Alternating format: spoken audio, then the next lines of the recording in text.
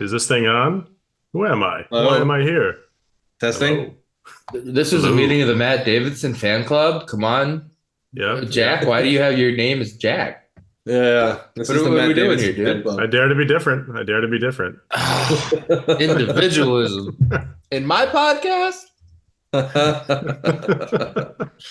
I'm Matt the Jack, honorary Matt. I'll take There we go. it.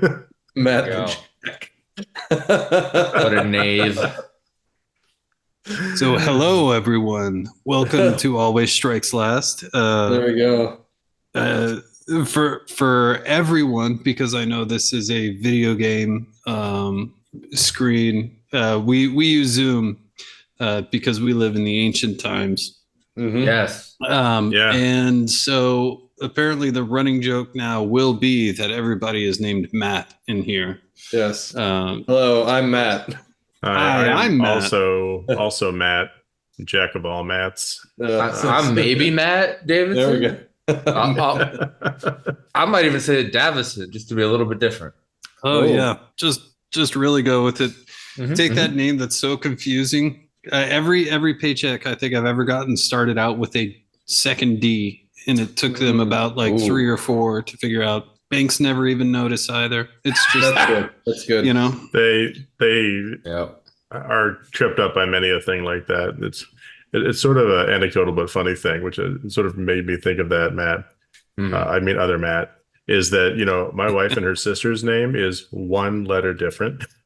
And that has caused no end of shenanigans just like that. So my faith Oh, level sure. in most government organizations to keep you straight without the D, low. Listen, I didn't have my school spell my name correctly until my senior year of high school in my Oh, sure. permanent record. And just no one told me because I never had to check it. I was the student. I'm like, yeah, these adults are all competent. Every adult knows what they're doing, right, gang? This is it, They're the adults in the room. And then I go up there, like, hey, man, we're going to get you this award. We just want to make sure we're getting all this right. And I'm like, that's not my name. Nice. How did they spell it? Now you really have me curious. all adults when it comes down to it are really just kids that have gotten older, right? Jack, they failed to put the underscores between Rocco, Ya, and Boy. Come on, Jack. That's what it Yeah. is. Ya's a family name, as is Boy. People think I'm Italian. Apparently, I'm German going, boy. Yeah, I just thought maybe they had you in there as like Rococo forever, and it was like they just thought you in style. You're not too far off, Jack. You're not too far off. Well, man. This is nominally an Age of Sigmar podcast, though. So It is? if that is what Yeah. you were here for, that is what we're supposed to be talking about. We've been infected by the zaniness of many and always strikes late, so we no longer know how to walk the straight and narrow. But we're going to try to follow the path of a topic today and keep this one to a more modest amount of time, as we often aspired to do. But we'll see. We'll see. We'll rein it in, right? We can rein it in. We can do it. We can do it. Yeah. Maybe it'd be a good moment to give some honorific to the person who is giving us the topic for today, because as off promise, we give our patrons the chance to tell us what they want us to talk about, and for once, we are going to listen. Oh my god! Just this English once, Spy, This- Patreon member, hero of the clubs. We're going to take one of your topics, and Matt or other Matt, why don't one of you take it away and read out what we're talking about today? Here we go. I got this. So, and I'm going to summarize this because it's like 4 paragraphs long. Thank you, Irish Matt. Irish Matt. It's Mick Matt. It's Mick Matt to you. Oh my gosh. McMadden. Yes. But yeah, so if this episode absolutely tanks for blaming you, no. No, I think it's going to be a good one, actually. So effectively, the question is, what do you do when you encounter a new player, especially when you're encountering them mid-tournament, and not necessarily a new player, but a player who's, really like this. Maybe this is their first tournament, or maybe, or first 3 to 4 tournaments, right? Like they're still, The get green. your head around just how to how to progress the game state in a accurate and timely manner. You know what I mean? Sure. How do you go and help these new players you run into? How do you treat them? Right. What do you do to them? And then Yeah. and then also, how do you make the mental shift between the competitive game that you were playing and this new type of game, you Yes. know, in the moment? I really like this topic, and I think it's a pretty rich one. So thank you, English Spy, for providing it, and we're gonna Mhm. dive right in. But before we get into it, I do want to say, not to bury the lead too much, because I think all of us have some opinions on the best way to do this and the way we should comport ourselves. Mhm. I do have a name for this episode to overarch it all: Oh my Yeah. gosh. seal hugging. There we go. Instead of clubbing the wet baby seal, we hug Yes. them, embrace We hug, them, we hug welcome them. them. We hug them because we are a community, and we are not a sci-fi game. Right. Fine. We hug, but we don't coddle. That's fair. I We like hug, we that. don't coddle. I like Yep. that a lot. Mhm, mhm. So maybe let's dive right into it. So like let's just set the stage. It's like game 1 or 2 of like an RTT, and Mhm. you're there, and you get an opponent who maybe you haven't seen around an event before, and it Mhm. becomes pretty clear pretty quickly in one way or another that this is like really a new thing for them. They haven't either come to a lot of events, or they tell you it's their first event, or they're asking questions which sort of tip you off. I guess that's the starting point. Is there any other way you other mats want to qualify this one in terms of what like maybe the entry point into that aha, this might be a thing I need to consider moment is? I think one of the, I think we've talked about this quite a bit, but the idea that a Warhammer game is really just a conversation with Mhm. dice. You usually, hopefully, can find out as you walk up to the table and talk. I mean, I try and have the friendliest start that I can with games. It's always nice to get to know your opponent. And usually by then, that's when you kind of figure out. But the one thing that I generally, when I know or when I presume Mhm. that it's going to be a newer player, is I kind of get the feel for, hey, where'd you come from? Have you played this game before? Did you come from a different game? And Sure. that'll usually provide kind of a window into the idea of their competitive nature, which I Mhm. think is a big thing. New players I've seen, or new tournament players at the very least, I've run into ones that are just like, I just want to go and play a bunch of different people that I've never played before. I'm not compared Sure. about competitive games. And then there are others that are just picking up the game, coming from other games. Generally, I think it's War Machine or 40K, or the Magic the two big Gathering ones. 2 Yeah, is Magic the another. Gathering as No, not well. necessarily a war game like you're saying, but there are a lot of people that like, hey man, I'm going to sell off this deck. Oh, I can afford a Warhammer army. Oh, Yeah, neat. yeah. That those streams cross pretty regularly, I think now, don't they? Yeah. Yep. But Yeah. once finding out, their level of presumed competitiveness, it's usually a good way to start gauging, like, okay, well, how do I want to interact with this person? What is their expectation for me in this game, and what is my expectation for them? Right. Yeah. Uh, If I can jump in there, other Matt, I Thanks, think Irish right.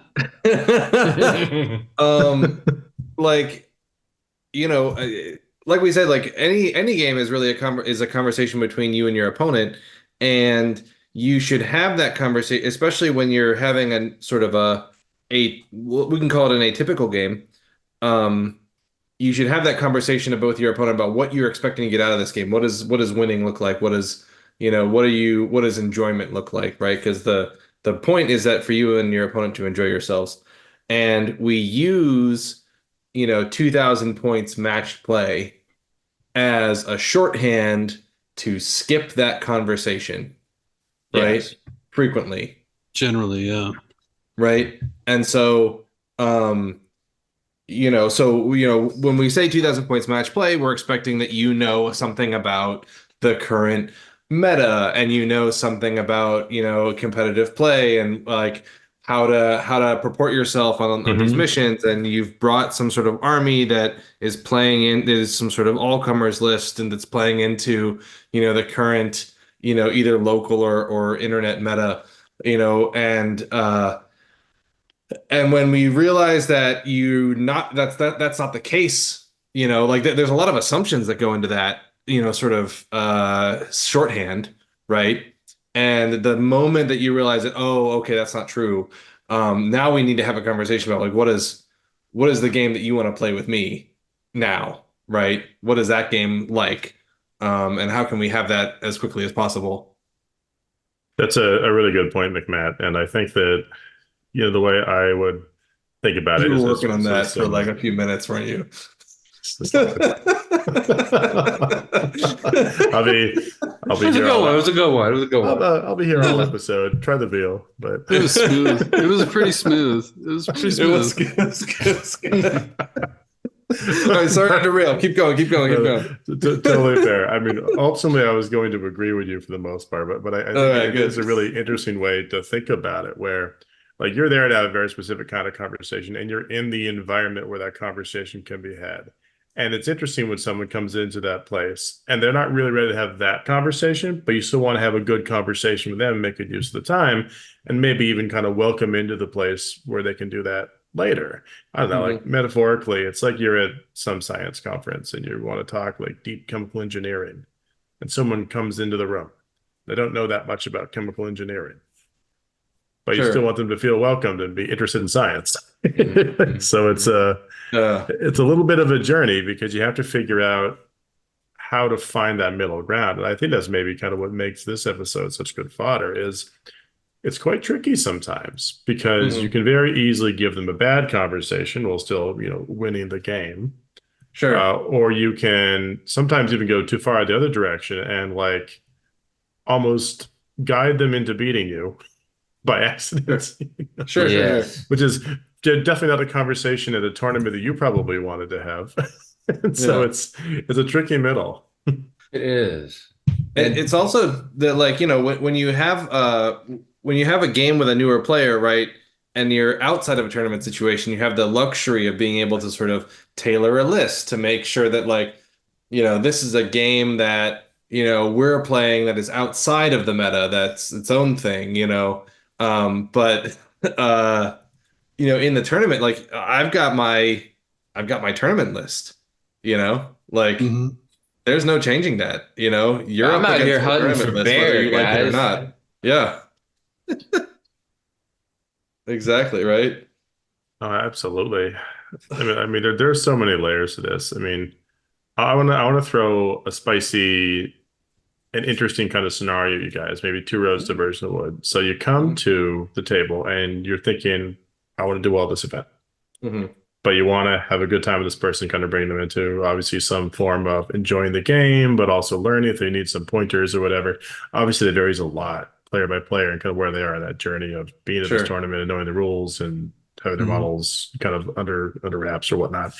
But what if in scenario one, it's like a regular scoring, like you win or you lose, it doesn't really matter. It's just a kind of binary. What if it's like one of those differential scoring tournaments where you're actively encouraged to win by a lot? I mean, there's some thorny things here that I think is pretty interesting to consider. Well, I think that's kind of an argument against differential scoring in general. I've always found it a little problematic. To be 100% honest, I think especially now that we've moved towards, or we've seen that it can be done with the Tacoma Open using, well, outside of the stupid bracket stuff that they did. Sorry, people who put that together. But outside of the bracket stuff, it wasn't perfect, but they took a stab at it. The one thing that I think that 40K does really well is it lets you know exactly how well you did as opposed to your opponent by its scoring system. And I think Age of Sigmar now has that opportunity to do it. I hope TO's move to that. I'll be doing that at my tournaments just because you're actually winning there on the merit of your, actual gameplay. But when for me, when I'm in a game and I know, I want to win. I want to advance to the next thing. I don't think there's a weird area that I think everybody is going to be in when you're just a more seasoned or more experienced player, and you're playing against somebody that you're probably, if you wanted to, could table right away, right? I think every gamer at some point in their span of playing the game has run into a skill differential, whether it's list building, playing, the combination of, right, where they know it's going to happen, right? Now, dice are dice, but generally we build lists to, encourage our dice to go our way. Sure. And so when running up into a table where it's like, well, I want to win because I want to advance, the first couple of times I've had that happen, I've just said, hey, I really I'm shooting for a little bit higher here. I want to play as fun a game as possible, but I am going to try and win this game so that I can advance. I at least try and be honest about it. Sure. And when that kind of like level is set, then what you can also do there is, it's not like, it's a very fine line, I believe, in how you talk to somebody, because you have to be empathetic. It's kind of like a thing that's needed for humans in general. We tend to forget that sometimes, but being able to say, hey, I'm looking to win this game to advance, but I have no problem. Let's have as much fun as we can. And I know you're new. And then when opportunities arise, you can start pointing out things to them. Like one of the things that I would always find I was doing, especially mid third and late second, was teaching people how to use the pile in moves to really change the game, right? Whereas I would give a pointer one or two times, but I had already, I kind of walked up to the table knowing that I was going to take the game. So there's no point in stopping somebody and saying, or in not stopping somebody and saying, hey, look, if you were to do this, you could get into combat with this guy, and that would be able to help bring a teachable moment, which could make them a better player. And hopefully make them feel good about learning in the process, where they're going up against a list or an opponent or something of that sort, that is generally can feel, it has a 70% ability to feel horrible, right? I think, and that's one of my favorite things about playing against people like Ricky Fisher or Matt Beasley, right? I know going up against them, I am at a disadvantage right away because they are exceptional players, and I can always learn something from them. Though they know the exact situation as well, and so if there's something that they feel that they can point out, they generally do it. And I think that's a great way to kind of like carry forward growing the skill of everybody around you, and that's how you build up the skill for everyone, which then makes your I really like opponents that, even Matt. better. And it's not, you're not, so I'm gonna make the point, and then I have a story about why I'm making the point. Okay. But yeah, sorry, Rocco. No. Hey, Rocco, you Rocco, Matt you Matt. here. Go McMatt, go Matt McMaddington. Yeah. Hey, Boyle, I'm rooting for you.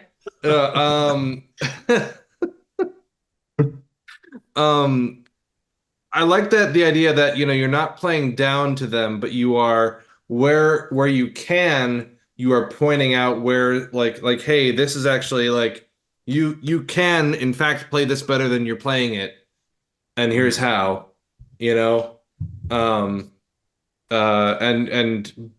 so you're not trying to dumb yourself down as much as you're trying to bring them up in the moment. Like they've made their choice, and then it's like, okay, well, now that you've made that choice, here's how you can play that, here's how you can take advantage of your choice, whether it was a good choice or not, but here's how you can take maximum advantage of that choice. Yeah. Yeah. I get that. I get that.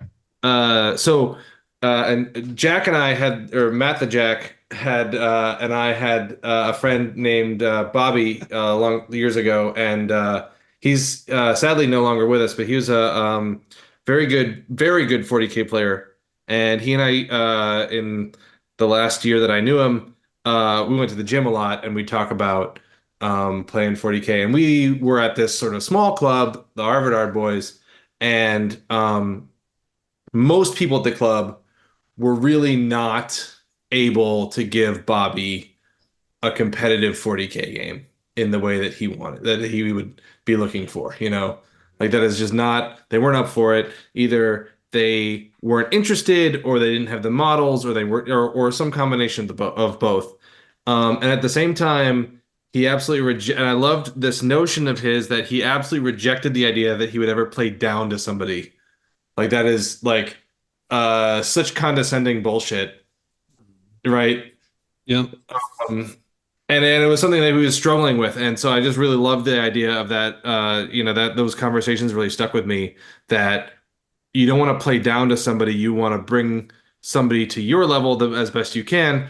And in the situation where they're never going to meet you, now you're just playing a different game. You're not playing 2,000 points match play. You're playing some other thing. Yeah. 100%. Right. And that game has its own meta, and that game has its own rules, you know? Yeah. And like you can treat it as a practice game if you need to, if that's how you have to feel about it moving into it. Right. Yeah.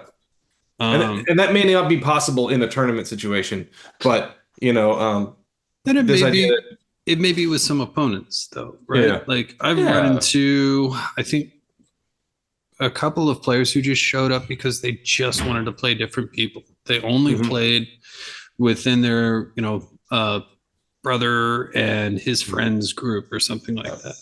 And they were they were just stoked to play somebody new. And it's like, okay, cool. Well, let's have fun. Let's look at the things that are enjoyable about the game in a vacuum, right?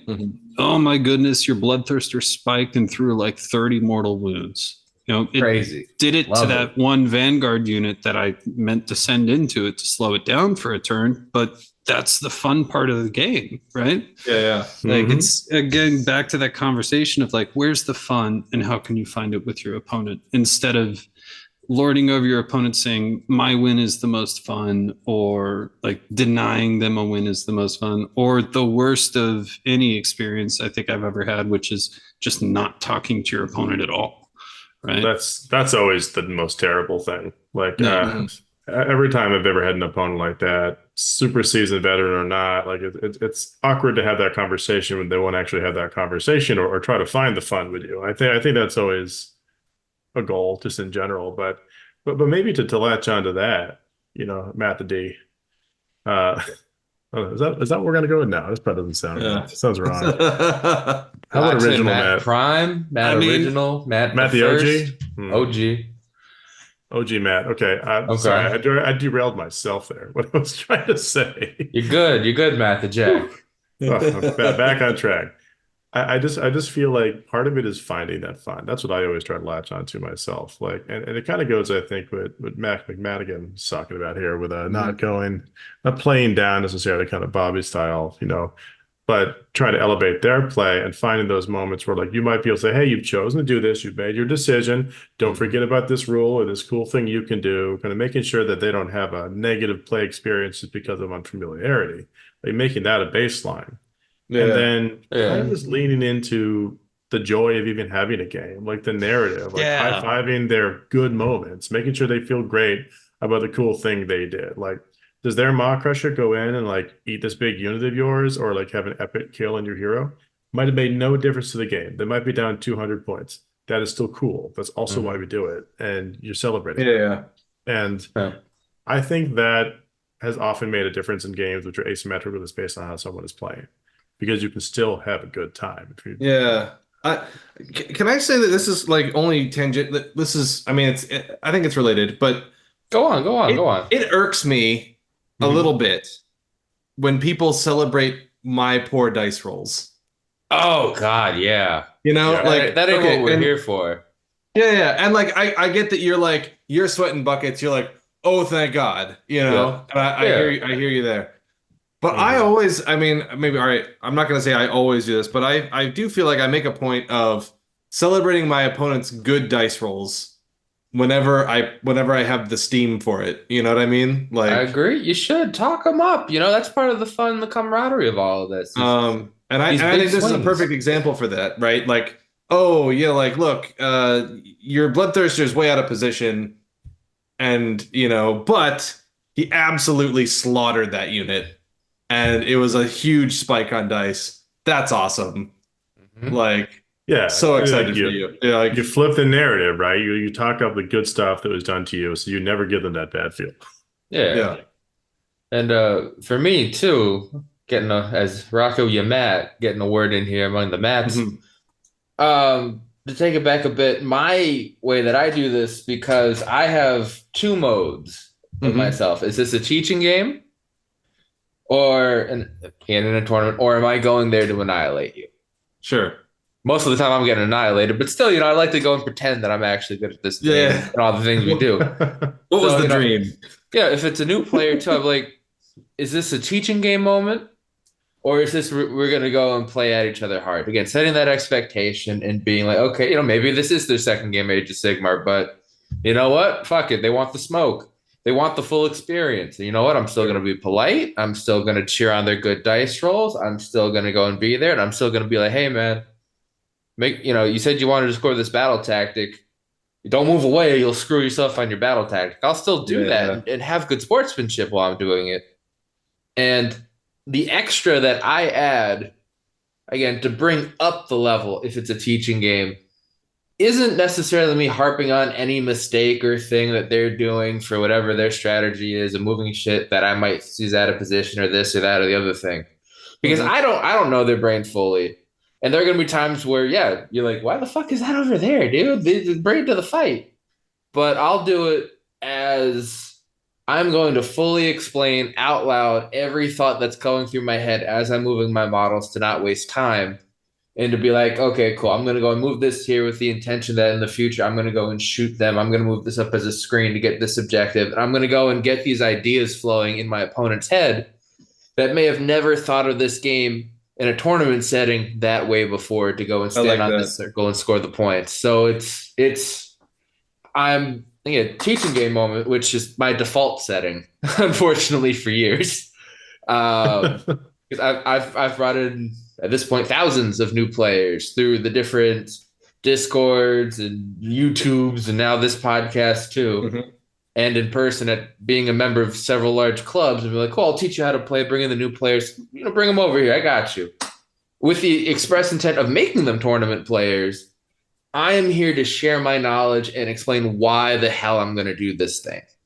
And then in that way, my opponent will be like, oh shit, that makes sense. Oh, I didn't think of that way. Oh, if he's doing this to posture this way, I can come up with an idea to counter it or do this thing. And I'm like, see, Mhm. there's that back and forth too. And I don't run into the accidental of like, oh, man, why are you out of position here? What are you thinking? Where it's like, oh, hey, I'm being this and I'm doing this way Mhm. as another way because I talk a lot and I'm very loud and people can go and misunderstand me real quick. Let me tell you, I was in a Discord the other day where I said, I don't even remember what I said, but everyone had a whole conversation about what I said, thinking I said it some other way because they know I'm a loud New Yorker. And I'm like, no, no, no, no, no, no, no, no. It's Mhm. happy. We're fine. It's okay. I'm just always loud and writing in caps. Come on, people. It was a joke. I'll do this last J. It was a joke. It was a joke. So I try to, set myself up to be, in essence, one, the punching bag, but two, the encyclopedia of knowledge of like, hey, this is what's up. So yeah, I I, like that. But go ahead, McMahon. Sorry. Oh, sure. I really like that, Rocco, and I like that idea of, and this is something that I've noticed, other Matt when I play fifth Matt Beasley, Okay. Oh and God, Beasley too. All yeah, right, all right. Oh yeah. which is that he refuses to, at least maybe he's quote unquote playing down to me, but is that he would refuse to lose because I made a mistake that I could have easily corrected. You know what I mean? Like, Mhm. I have two units next to each other, and one of them can fight before the other, and I chose the wrong one. Like, and there was Yeah. like an obvious synergy that I missed, or something like, like there was an obvious ability I should have activated that I didn't, And you he'll know, or let something like you. that. Like, that's bullshit. Like, that is a dumb mistake that you took, that you had no, took no effort for you to get that right. Yeah, You know? exactly. So that implies a question. Mhm. How do you play at that caliber where you can say, "Hey, don't make a mistake against me because you can be a better player," without giving somebody the perception that you're playing down to them? Because it really comes down to your approach on how you talk with people. And again, Sure. back to that empathy question, right? Like, how are you Yeah. bringing your empathy to the table to this conversation that you're having, right? I think, yeah, like you said there, and like I was saying earlier, Matt is exemplary of being able to say like, "Hey, look, this will actually do that for you if you do this," right? Yeah. And I Yep. think that's part of that can be shown in just your excitement for like you can pull this off. Mhm. And then the other part is like it's a learning experience. The rules are so dense, even now Mhm. with the way that it's been pared down. It's Mhm. just a rules dense game. So like part of it I think is reading your opponent, being like, is he here to actually learn, or is he here to, have a different type of conversation that we're having, right? Sure. Mm. What is my part in this conversation, as Kimmy would say, what's my role here? Mhm. Yeah. um It, yeah, and that's like a big thing. yeah, yeah. I mean, my only thing to add in is, for me, again, if I've already broached it as teaching moment or, are we playing moment, if we're like, okay, cool, man, this is a teaching moment. I'm like, hey, let's, just before you start rolling dice, were there any abilities or anything that gives you always strikes first, gives me always strikes last? Like, double check your rules and stuff. Maybe you do have that hero that can go and do that, and again, after the first few rounds of it, I'm like, all right, you're picking it up. Or that, I gotta be like, hey, man, as long as I know your rules, I will help you remember them. That is I, something I've been doing. So I've been playing a escalation league in the local Wicklow, the Mhm. Last Chancers. That's what they're called. The Last Chancers is Nice. the local Nice. Wicklow, and there's a very teensy tiny group of people who are interested in playing Age of Sigmar, and they're all Mhm. my proteges. They don't even know it yet. Um, I love it.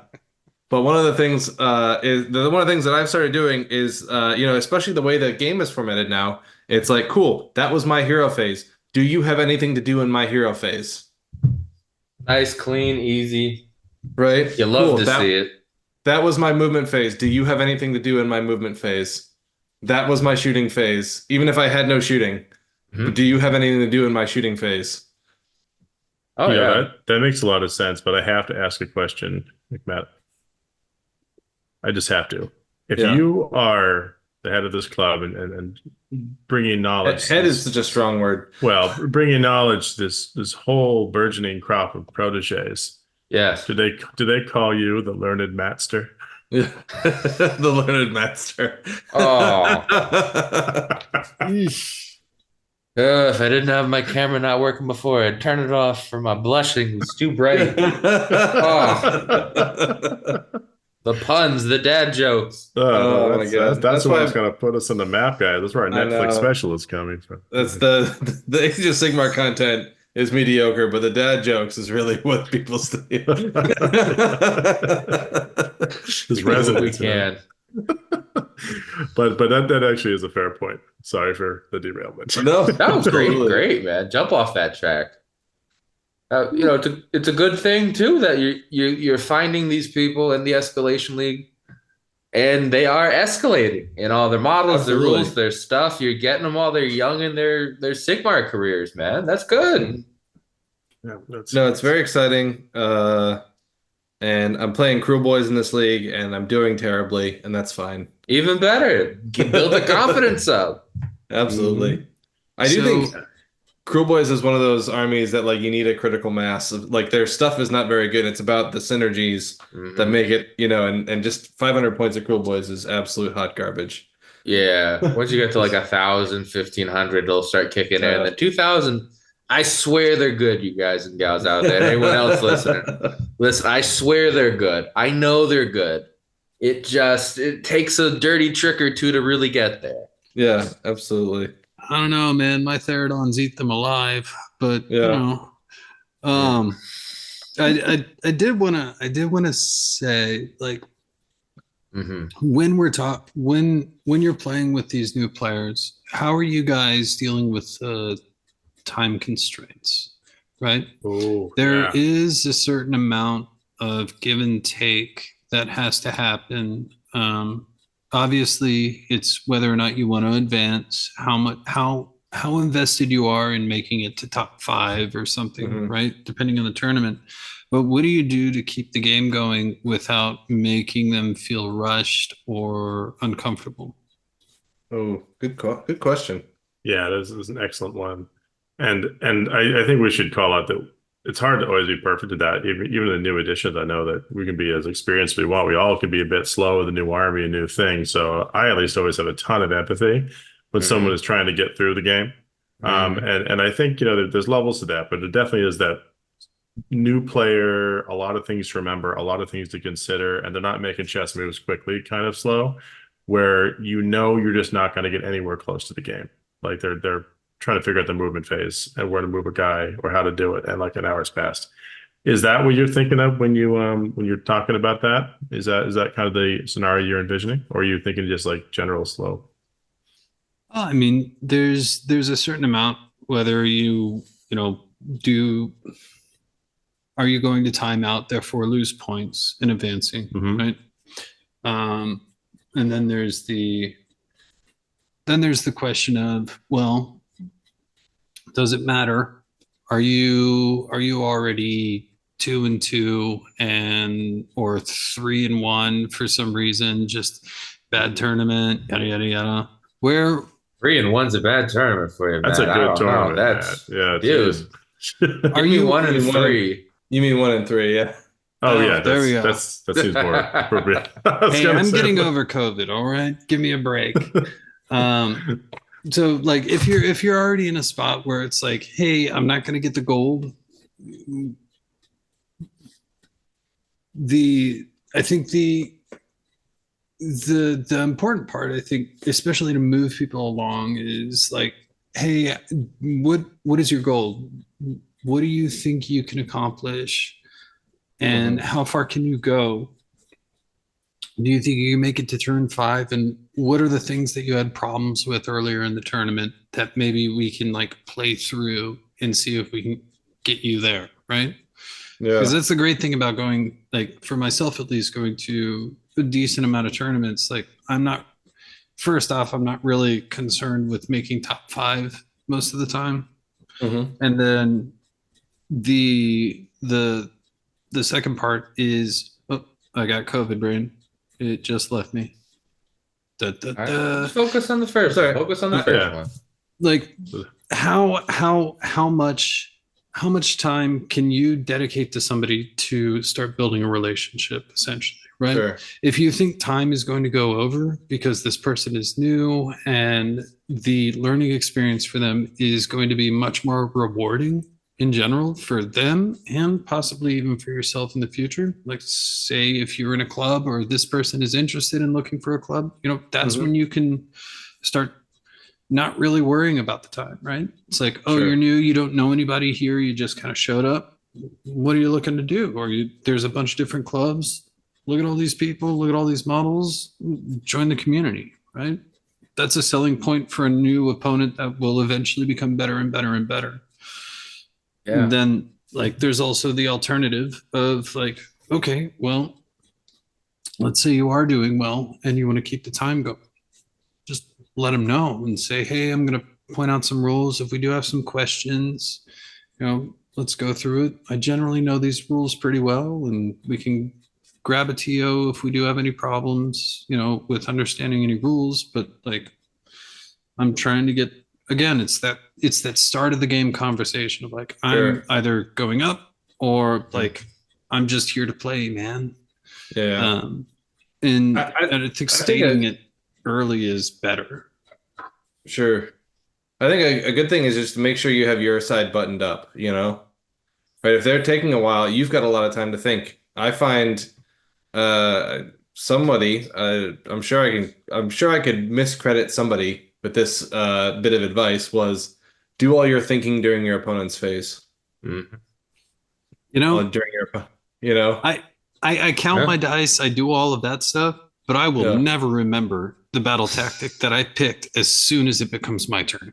Oh, sure. I will set it down. I will have I play it it face down in attack mode, but during their turn. Yeah. Yeah. Gotta check the card every 5 seconds. Go, what the fuck did I absolutely. Trap card. And then also the other thing that I'll do if I feel like someone's taking models, I will help move their models. I will not tell them where to move their models, but if they show me where they want a unit, I will make sure that the rest of the unit gets there and is in coherency and is in a smart position. Yep. Because I'm very good at that.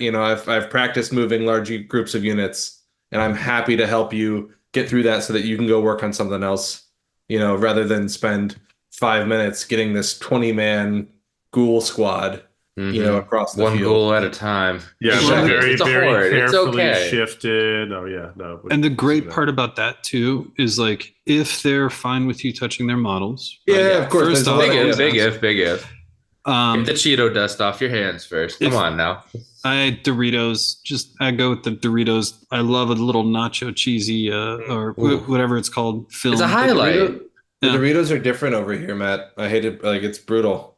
Anyway, sorry. They don't have that artificial cheese. Yeah, they're it's illegal. The non-GM Doritos. I know, like that. As you're speeding up the game by helping them move, that's another teachable moment too. Because as you're moving the stuff, you'd say, "Oh, wait, you know what? You could tail out with this one unit to get within 3 inches to do your D3 damage on that one unit that you actually really need to peel down a little bit. Did you want to do that?" Yeah. Right. And that's a teachable moment that you can provide. It's so true, and I think all these things make sense. Some combination of them to make sure that time doesn't literally get away from you to the point that you can't get to at least a satisfying game for everyone and sort of a clear conclusion if you get the full 5 turns. But I still come back to just like the idea of the dialogue, the fact that you're sitting there and you're having a dialogue with this person who is rightly or wrongly, newly or in a more seasoned way, in the room where a certain kind of conversation is generally what people are trying to do. And like where that line is, right? Like I was thinking about, kind of Rocco, your teacher, Matt's discussion point on, like going into teaching mode and saying, hey, here's how you do this. Let me loudly announce my intention. Let me tell them exactly what I'm doing. That's good. But also you are still there to win your game. And sometimes you can telegraph so heavily, they win the game because maybe you thought they needed to learn a bit more than they did. And I just think there's so many interesting layers to this. Just a little nudge. It's just a little nudge. And the problem is when I don't mean to do it. And then I throw a game real hard, you guys. I'll do it. See if you do it before, I'll do it again. I'm like, oh, yeah, I'm just doing this for this reason. They're like, wait a minute. I'm like, oh, I'm in danger. Yeah, it's funny, right? I mean, obviously, like, you want to make sure people are having a good time and they know their rules and they get back on track if they're just kind of figuring that stuff out. But you also don't want to, to the point about playing down or talking down to them, you don't want to give them the game by accident, especially in that context. Any day at the club, if someone needs to learn, absolutely. When you have spent time to go to a tournament and taken time out of your day or weekend or carved commitment, credits away from your spouse, it's sometimes a different story. Yeah. And I think that's a good point to touch on too, which is like, ultimately it's your hobby in the end. Like you are your own insular person, right? As much as community is literally how this game is played at It's tournaments. getting deeply philosophical. Like you need to make sure that you are having fun, right? Mm-hmm. Don't lose sight of your goals at the expense of others, especially at a tournament. That can be just as unfulfilling as, I don't know, rolling up and dropping all of your army on the floor. I don't know. Don't put that energy out on anyone, Matt. That's scary. But yes, I completely agree. I like I think for me, like at a one dayer, I could not care. Does not like there's no round in a one dayer where I'm like, I want to win this so bad that I will not risk throwing this game to teach you how to play this. You know what I mean? Yeah. Yeah, 100%. It depends on the GT too, right? Usually, like if I really want it, round 1 or round 2, yeah. But round 3 to 3 through 5, depending on how I'm doing, yeah, whatever. At that point, because once you're not 4-1, at the very least, cool, whatever. I'm just like, let's do this thing. You want to learn? I don't care what. I got nothing to prove at this point. That's a pretty good point too. Like if it's game 4 and you're 1-2 or 2-1, a little different feeling. Yeah. And to be fair, if you're 4-0 playing for the tournament win against a brand new player, Yeah, it's probably not. I'm a completely different Rocco at that point. I'm Rocco, you try hard, put it on there. I'm shutting up. I will be courteous. I will still do and remind you of your rules as long as I know all that whole shtick stays. But then I'm just like, all right, this is the 4D chess game now. We're locked in. Rocco, don't fucking help them. Yeah. I will. I'll do it. I said I did it before. I'll do it again. Well, it's sort of funny, right? Because if you're in that situation, if you're like 4-0 into a GT and your opponent walks up and they start telling you it's their like 5th game and that they don't know how to move their models, like they're definitely trying to play a Jedi mind trick on you, or they're the Seal Savants. And you cannot treat them with those gloves. Listen, I ran into a Savant at a tournament in the spring, or it was right after the Manfred battalion became a thing, the now regiment. It's like, yeah, man, I've never won a game in a tournament before. I just brought this all here just for fun. So I'm like, oh God, he does it with OBR. He fucking reamed me, dude. He just beat the absolute shit out of me. But he's like, yeah, I just don't even know what I'm really doing. I'm like, okay. And like those people are real. They exist.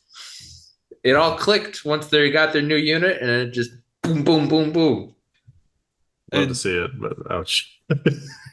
I mean, and good on them. That some people just have that ability to do it. Like Mason, who we've had on quite a bit lately. Like he will just pick up anything and run with it, and it's insane. But then like there is, going back to that, like, make sure that you're having fun. If somebody does come up and they're new and they desperately want to win at the expense of your time, also recognize that, Yeah. Some people really need that win, man. It's just like, all right, bud, fine. I'm here for you. If somebody is going out of their way to be obtuse as a new player, I will beat them. I will play them as harshly as possible. Yep. I won't lie. I'm going to play them as harshly as possible. There's a reason I stopped playing 40K, man. Yeah. And this reminds me, Jack, do you remember that guy at I know what you're gonna say. Wait, keep going. The 64-ounce mug of half Mountain Dew, half Surge? Yeah. Oh, yeah. I don't know what his name was. It doesn't matter at this point. That's an energy drink in Ireland now. Yeah, no. Soda. What the? Gee, those like big oversized, anyway. Yep. But very new guy was playing Imperial Guard, and you just beat him, and he'd get so frustrated when his stuff would die. I'm like, dude, how many games have you played? Like 10? I've been playing this game for years, and I'm not even that good at it. Like, Oh, you're playing guard. Your models are made to die gloriously. yeah, That's the exactly. lore. Like you're gonna lose a lot of games. Don't worry about that. That's not important. Like, that's not the thing you're supposed to be learning. Yeah, which is also a fair thing. I mean, I think it kind of goes into like this whole milieu of like how to navigate this, because there's definitely opponents I've had in the past where they get real upset when their thing dies, kind of to that point. And maybe it's in the tournament or something, game 2 or game 3 or whatever, and you don't do anything tricky or crazy. It's just like they haven't had that experience 50 times, and so it's like I just spent all this time painting the model or Yep. whatever, Yeah. the mock crusher, and it just really gets to them. And then I always feel bad because you want them to have that good time. And I always come back to that, like, how can we have a good time while still having this conversation without it being like tricky or gotcha-y or anything like that? But some people really have a hard time figuring out how to do that. And that actually probably takes a couple of tournaments to get in the right mindset for. I mean, how do you guys navigate that if your opponent is really having a bad time and you're in that situation? That was going to be my last point. If somebody is coming up and they don't want to have that conversation with you, don't worry about it. That's their energy. You're an enlightened being. You know you can let go of your models when they die. And Let's start there. Yeah, and I'm not specifically speaking to like the person who painted their model specifically for this. If they painted their model and they're really sad that it died, then I hope that over time, like you said, Matt the Jack who broke his fingy. Yeah, it's a shiny chrome middle finger right now. This looks like all week I've been real passive aggressive in my Zoom calls. But last I heard, you took your kid to a park and then that happened. What? Did you get into a fight with another dad? No, this was like the saddest injury in the world. I'll tell the story here just because it's funny, but I was literally trying to take my sock off because I like went to go like a massage done, and I had an emergency right before the massage started, so it ate into my time. Okay. I was trying to rush back in there to make sure I didn't just waste my money. Yeah. And I literally just jammed my finger into the ground, and I had like a total old man injury out of it. That's the best / worst story I've ever heard. Yeah. just kidding, guys. This is me punching my way through that mountain. Yeah, exactly. Yeah. I fought the park and all I got was this one finger broken. You should have seen the park. Yeah, it was like I fought the park and the park won. It was like had a tough break, had to tie my shoe. You've heard the turf burn. I think that's fair, Matt. I mean, and there's a good distinction between the person who like painted up the new model and it dies instantly turn 1. Like that's happened to everybody. That's pretty much seems like par for the course. I feel like there's like a it's a curse. Rule that's what's supposed to happen. Versus the person who like it doesn't matter what's died turn 1. They're already like they're oh yeah, just another bad game and or whatever. And it's like, look, yeah, if they don't want to engage with you, like there's not much you can do. Just get out of there when you're just Absolutely. win the game with a smile, beat them into the ground. I'm sick, so I'm going to be a little bit grumpy, but you're dark, Matt. Now I got you, Matt. Beat him into the ground. Get him. Put on your Sith Lord persona and just really go to town and show them that energy is not welcome here because it's going to take you nowhere. Yeah, that would be what I try to do, and then make sure depending on the type of energy you're getting, where your TO is. That would be the second thing I would say. Don't be TOs are your friends. Don't be afraid. Definitely good if needed. Yeah. I do feel like that kind of attitude. It can become, and I've seen it Jack in our Blood Bowl league. Actually, because I think it's very specific about like what did Blood Bowl do? Yes. So which is that and I think you see this in lots of people, not just new players, but it's that something is not going well, and that's fine. Something, relatively normal is not going well. Sure. But now they start making more and more desperate plays. Oh no, not in Blood Bowl specifically either. And That's never specifically, like good. in Blood Bowl, like obviously you start like you do that really quickly. Like Blood Bowl escalates this problem really fast. Oh my But God, enough even in for Age of Blood Bowl. Sigmar, people will be like, okay, well, I'm really down, but if I just teleport and make this 9-inch charge, like I'll be back in the game.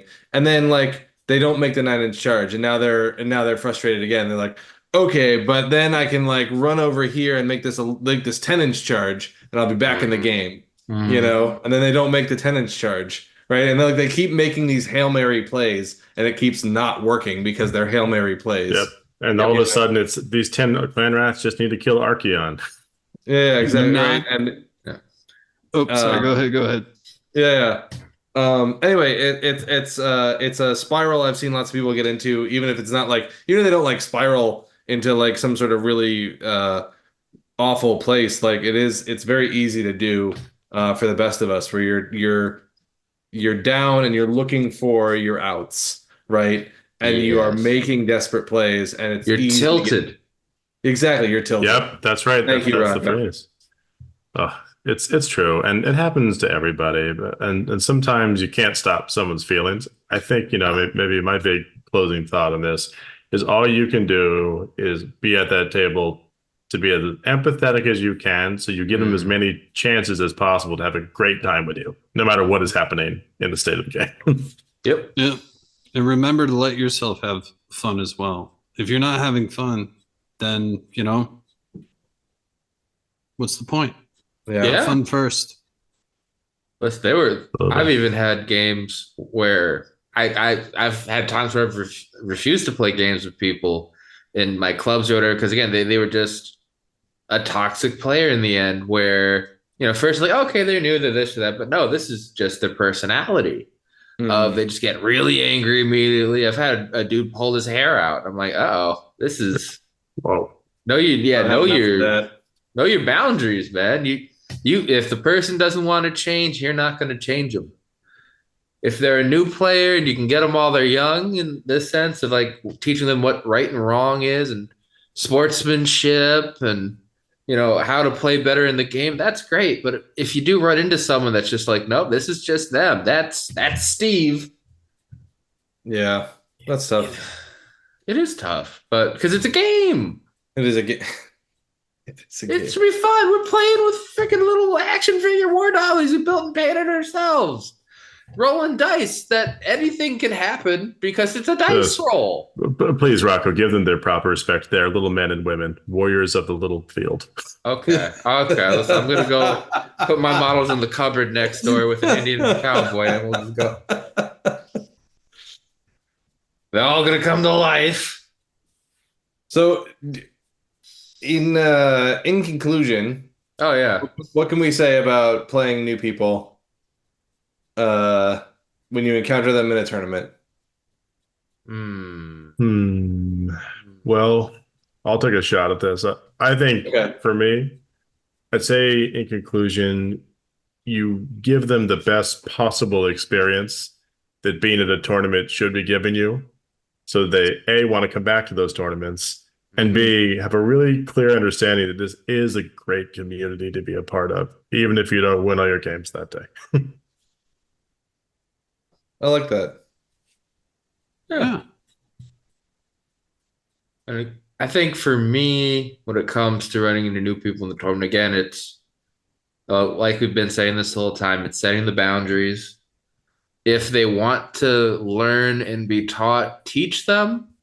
If they want you to play them tough as nails because they think they know what they're doing, you know what? They might. You just met them. You don't know. Play them with respect. Don't play down. Play to bring people up. And have fun. And also read and or watch The Indian in the Cupboard to get my jokes from before. Great book, good movie. I'll go with going to have fun make sure you're having fun. Mm-hmm. If they're new, they should be part of that fun because you're already having a conversation. Mm-hmm. And then find out what they want out of their game. And that will help you have fun with them. Yeah. Yeah. What you got, Miles? Wait, Hey, I'm contemplative over here. Who the hell are you talking about? That's I don't know. Oh, that's Matt McMadigan, you bastard, man. Yarg. Wait, no, that's a pirate. Hey, gotta go out and get it, Boyle. Yeah, be honest with them about what you're trying to get out of this game. Mm-hmm. You know, try and get an honest answer about what they're getting out of this, what they want to get out of this game, and see where you can meet in the middle. Right? If you need to advance, then you need to advance. Oh. Right? If you don't care, then you don't care. Yeah. That was a really mature take for this podcast. Ugh, we're gonna bottle this level of maturity for the next time it's needed, an emergency session. I think we just used up chaos. our quota. Tune in. Yeah. All maturity quota has been met for the year. Thank God. So I think we're out. Okay. My Maturity contract quota. that I signed when I got to pay you guys like $50,000 this year to be on here said I only had to do 3 mature segments. It didn't say episodes, it said segments. So Well, this is only one segment, so we've got to get an English spy. Oh, that reminds me. The 10-inch charge that you were talking about, Miles. mm-hmm. That is exactly what English Spy did in one of our games, and he was so upset with me, so upset that he wouldn't talk to me for the next 2 games, and I was really upset. But it was all good because I won. Gotcha. End of the day, just beat the shit out of him, guys. What are you talking? I mean, in the parking lot, not in the video. No, don't resort to violence. Any excuse to rub that game in English Spy. Nice. So funny. That's the gift. He is an English spy. Bringing this topic. We tolerate his presence despite knowing he's a spy. Yes. He steals our secrets. Right. And gives them to the English. Misinformation is sometimes required for enemies and allies. Cool. Yeah. We really do have to come up with maybe it's a tangential thing at some point, just a persona possibly to post in Discord for Dark Matt, who's the person who does all the worst things instead of these things we've been suggesting, and just sort of like ask what would Dark Matt do in like a given situation. Does he just tell you your dice are bad because you have negative karma from your previous life? Does he try to bottle your tears? I don't know, but see, those are just my inner thoughts, as I'm usually. Okay. My dice are bad from karmic. That's a whole lifetime. Karma is really instant. We'll have to definitely get a Vader emulator and just have a full Darth Matt. Darth Matt, yes, that's true. Yeah. We need a heel. Well, I think, guys, we've possibly come to a pretty good point. Oh, yeah. Ooh. What can we say except thank you, English Spy, and thank you, listeners, for listening all the way to the end. If you would like us to talk about things, ramble, maybe have a mature moment, even though we've already hit our quota this year. I technically still have 2 more segments. 2025 mature moment. If you've made it to the end, comment 2025 mature moments. There you go. Yeah. Exactly. If you want to bring some topics, join our Patreon. $2, less than a cup of coffee. Subscribe, ring the bell. Half a cup of coffee with inflation. Jeez. I mean, that's just an espresso shot at this point. Mm-hmm. Yeah, give us more topics that are interesting to you as opposed to mature, because I'm not a poet. What can I say? Jeez. Yeah, I'd love a topic that would be like, how do I beat Lumineth? Can we do those topics? Okay, so you want to go and no. That'd be great. Yeah. It's a next teaser, episode, Rocco. We are being Rocco mature. Excuse you, Matt the Jag. We're mature. Just So gonna who say, gets- go break his model before it gets on the table. Come on, it's had an accident. Oh, wait. Sun Tzu would approve of that. As long as they have the base, you can use the model, right? Yeah, that's what I do for my turtle because she's too thick. It's hard putting models up against her and around. I don't even use the howdah on my turtle anymore. It fell off so many times. Like, just imagine it's tall. You always can hit it. There was a new flying rule, so you always can hit it because I don't get the benefit of cover. Yep, new cover rule. Oh, what? You stopped recording.